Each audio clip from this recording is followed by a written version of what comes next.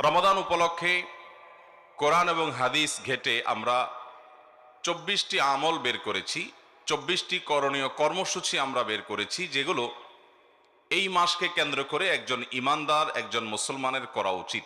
তাহলে এই মাসটি আমাদের হবে, এই মাসটি আমাদের অর্জনের মাস হবে, এই মাসটি আমাদের অ্যাচিভমেন্টের মাস হবে, এই মাসটিতে আমরা আমাদের কাঙ্ক্ষিত লক্ষ্যে পৌঁছতে পারবো ইনশাআল্লাহ। রমাদান মাসের সর্বপ্রথম যে আমলটির কথা বলতে চাই, সেটি রমাদানের ঠিক আগ মুহূর্তে আমাদেরকে করতে হবে, আর সেটি হলো রমজান মাসের চাঁদ তালাশ করতে হবে শাবানের শেষ দিবসে।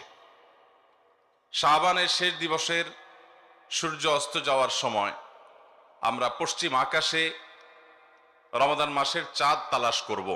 নবী করিম সাল্লাল্লাহু আলাইহি সাল্লাম বলেছেন, সোমু লিরুইয়াতিহি ওয়া আফতিরু লিরুইয়াতিহি, তোমরা চাঁদ দেখে সিয়াম পালন কর